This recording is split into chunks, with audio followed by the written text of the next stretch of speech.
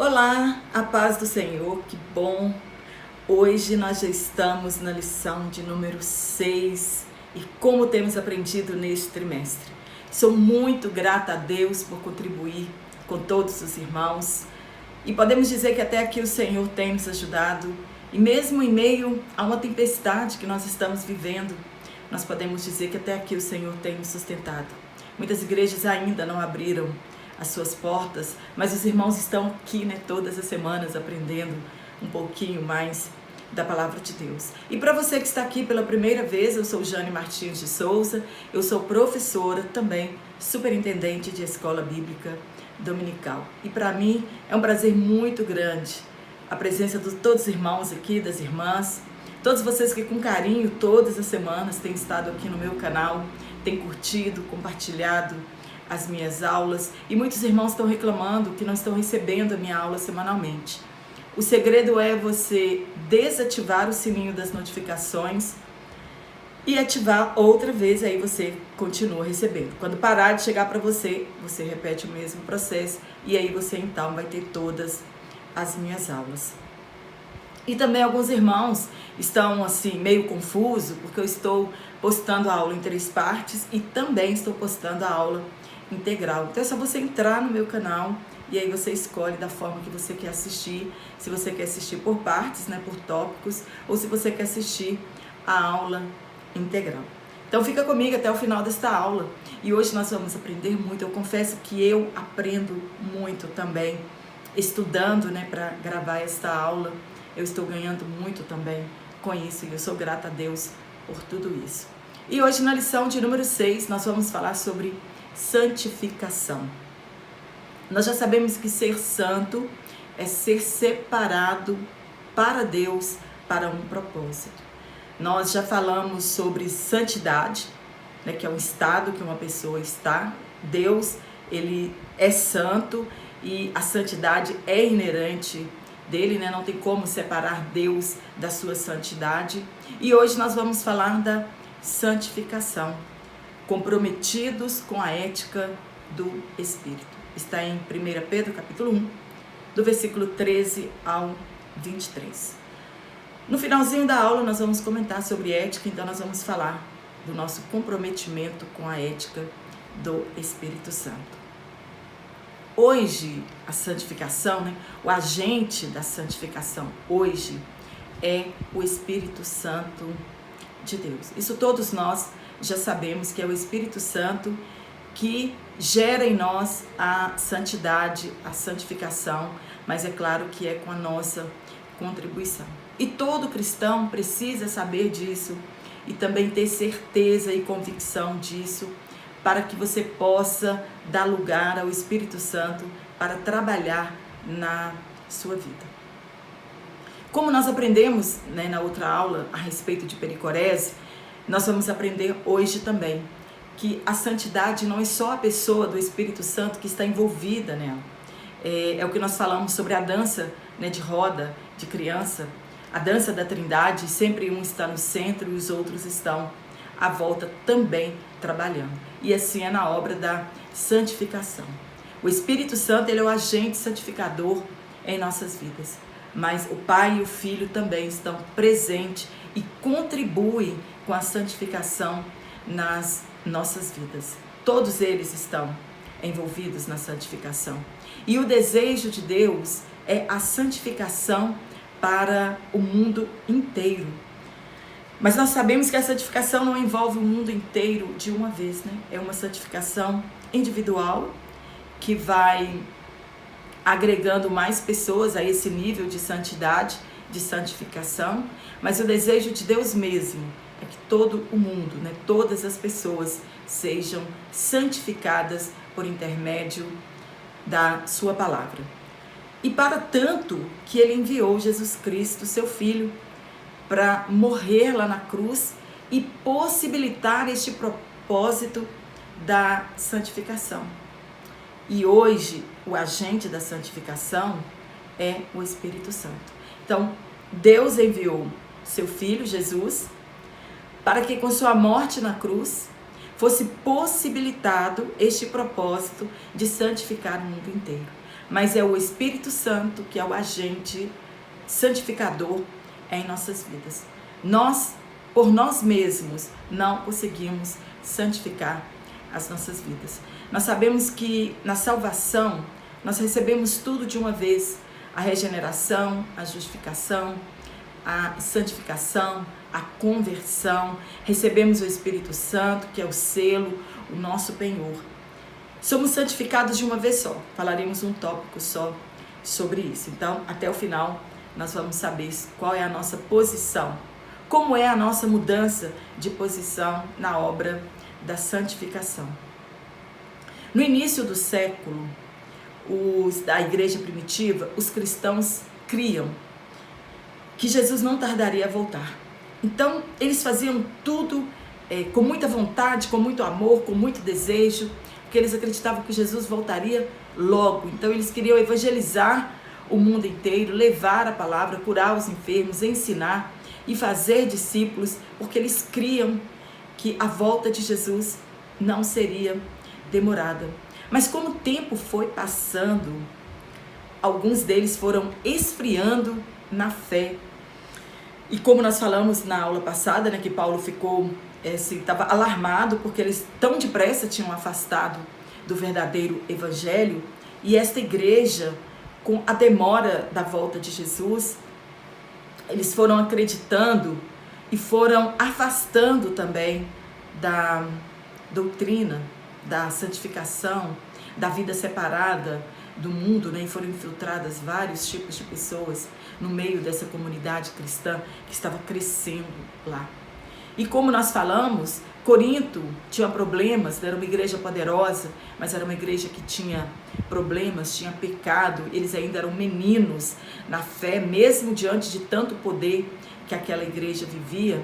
Paulo escreveu para a igreja da Galácia, que também era uma igreja que teve problema, eles começaram a afastar, né, da fé, do verdadeiro evangelho. Então, essa esperança diminuída de que Jesus viria voltar, eles foram afastando do evangelho e, em consequência disso, foram sendo menos santos. E eles queriam voltar a obedecer à lei mosaica. Eles diminuíram a importância do sacrifício de Jesus e deixaram de sentir a necessidade de ter uma vida santa em um mundo caído. Eles deixaram de sentir a necessidade de serem separados dos demais. E hoje, a urgência. É necessário uma renovada ênfase à doutrina da santificação no meio pentecostal. Porque hoje muitos de nós estamos confundindo essa liberdade no Espírito que nós recebemos, né? A palavra de Deus diz que onde o Espírito está, há liberdade, e as pessoas estão confundindo essa liberdade. E este tema de santificação, ele é urgente para os nossos dias. Muitos estão achando que Jesus está demorando a voltar e estão se afastando da palavra de Deus. Acham que não precisam mais se afastar da corrupção do mundo.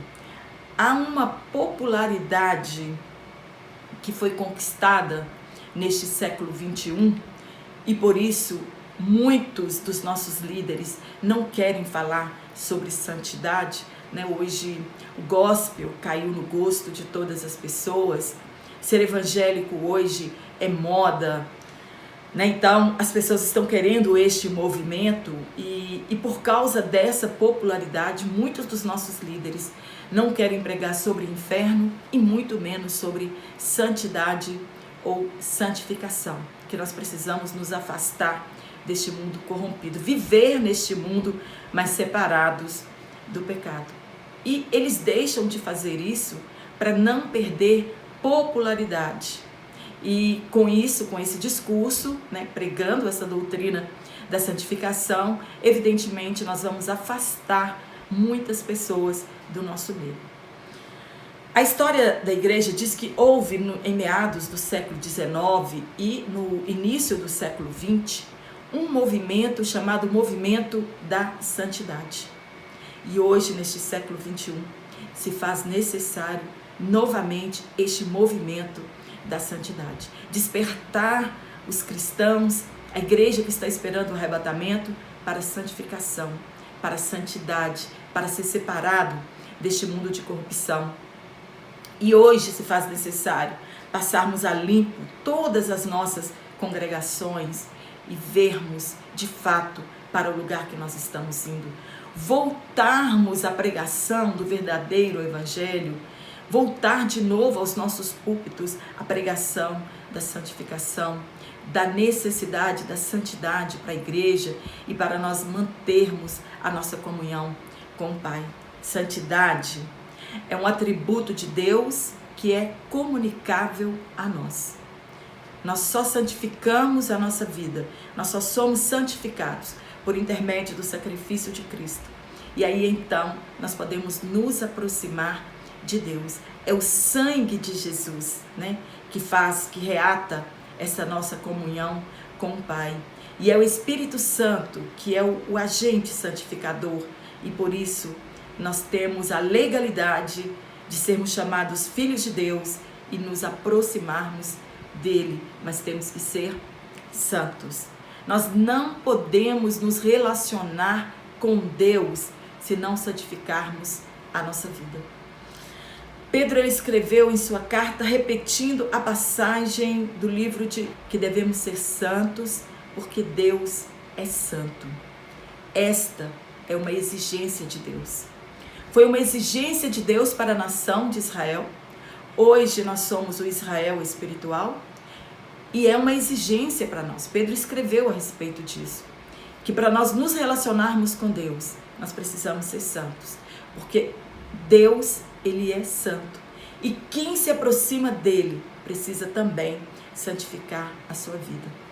A palavra de Deus está dizendo que Deus é o modelo de santidade para nós. Se nós queremos o exemplo de santidade, nós devemos olhar para Deus. Nós devemos olhar para Jesus. O modelo de conduta e comportamento para nós é Deus. Assumimos a nossa identidade de santos à medida que nós atendemos a este chamado. E vamos nos afastando do pecado. E vamos nos comprometendo com a palavra de Deus. No primeiro tópico, a santificação no Antigo Testamento. Como é que a nação de Israel e como é que Deus, cobrava a santificação para um povo que estava no deserto, para um povo que estava sobre a lei mosaica, a lei do Sinai, como que era, a pureza, como que eles purificavam dos pecados, como que era a santificação no Antigo Testamento. A santidade de Deus é a sua essência. Os serafins o adoravam assim, abre aspas, santo, santo, santo é o Senhor. Essa é a adoração dos serafins. Jesus o chamou de Pai Santo. Ao mesmo tempo que Deus está distante desse mundo corrupto, do pecador, por causa da sua santidade, ao mesmo tempo Ele está próximo de nós como Pai. Foi assim que Jesus o chamou. A santidade é a expressão da perfeição existencial e está separado de todo o pecado e de todo o mal. Este é Deus. Mesmo com o mundo corrompido, Deus deseja manter comunhão conosco. E como Deus não pode tornar-se menos santo para relacionar-se conosco, então somos nós que devemos nos tornar mais santos para nos aproximarmos de Deus e nos relacionarmos com Ele. Os rituais de purificação do Antigo Testamento eram o sangue, a água e o fogo. Eram esses três elementos que purificavam todas as coisas no Antigo Testamento. Se você nunca leu Levítico, nunca leu Números, te aconselho que leia para que você saiba como que era feito o ritual da purificação no Antigo Testamento. Deus, ele então separa, santifica, algumas coisas para ter comunhão com o seu povo. Então Deus escolhe uma nação santa. Israel foi escolhido dentre muitas nações que ouviam, não por ela ser a maior, a mais poderosa, mas por amor Deus separou esta nação, né, para ser uma nação santa. Ele separou um sacerdócio santo para oficiar. Ele separou vestes santas, tabernáculo santo para ele habitar entre o seu povo. Ele escolheu dias santos, santificou um dia para o povo e escolheu água santa para a purificação dos indivíduos impuros. A palavra hebraica Kadash é igual ser santo, que é igual ser separado, que é igual estar consagrado, ou o adjetivo Kadosh, que é a mesma coisa. O Antigo Testamento ele ensina verdades espirituais para nós a respeito da santificação. Nós sabemos que o Antigo Testamento era sombras das coisas futuras, dos bens futuros espirituais. Uma coisa, ela pode ser separada de Deus por meio do pecado ou da impureza. E tinha um ritual apropriado, que está registrado em Levítico e em Números. Nós encontramos estes rituais para coisas que podem ser purificadas. Tinham objetos que podiam ser purificados, outros não podiam ser purificados. E esta purificação, ela envolvia água, para que as que não podem ser purificadas, outros tipos de impureza exigia muito mais. Exigia sangue e água. Então, a purificação envolvia a água. As coisas que precisavam ser purificadas, elas eram purificadas com água. Mas tinham outras coisas que eram mais impuras, que eram mais graves diante dos olhos de Deus, que elas precisavam ser purificadas com sangue e também com o fogo. Eles chamavam de batismo, porque mergulhavam estas coisas dentro da água. Então, a purificação, ela era feita por meio da imersão, que é chamado de batismo. Então, todas as coisas que precisavam ser purificadas, elas eram batizadas na água. E muitas coisas tinham que ser mergulhadas na água. Removia o pecado daquele objeto ou daquela pessoa, mas salvava o material. Então, o material se tornava puro depois de imerso na água. E havia ocasião em que a água ficava impura, mas havia uma água que era chamada de águas vivas, que é a mesma que nós encontramos Jesus falando do Novo Testamento, que ele ia dar para aquela mulher, do capítulo 4 de João, águas vivas, e ela nunca mais teria sede. Então, uma água que nos purifica a todos os dias, né?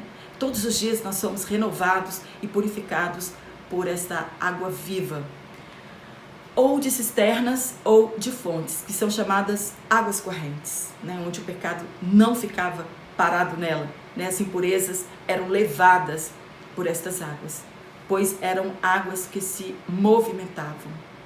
Jesus, ele é a fonte de águas vivas, que nos purifica de qualquer impureza e dos nossos pecados.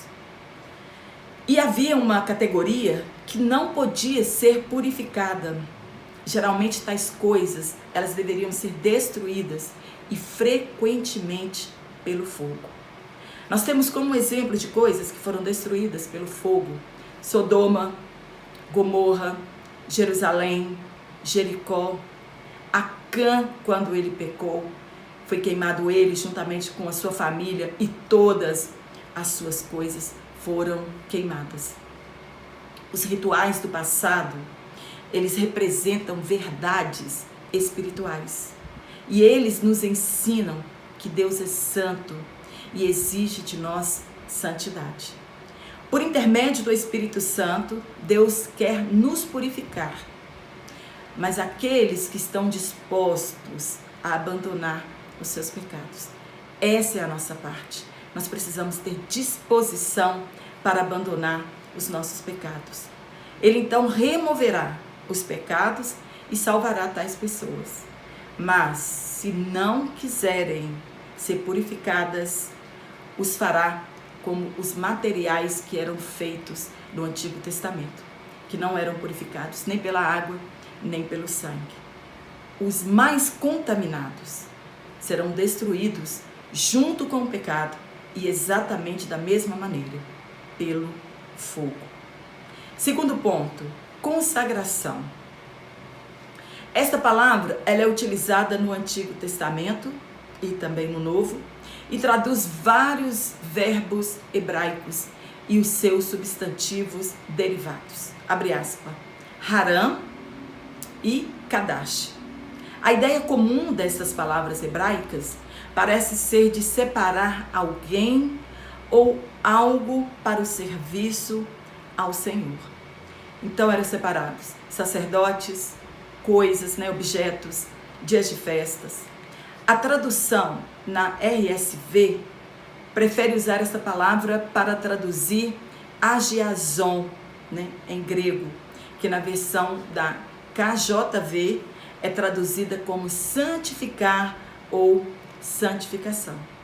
Então, a ideia que nós temos é de separar do uso secular ou um mundano para o serviço divino. Então, tudo aquilo que vai ser consagrado para Deus, tudo aquilo que vai para serviço de Deus, precisa ser separado deste mundo pecaminoso, ser separado do pecado, das impurezas.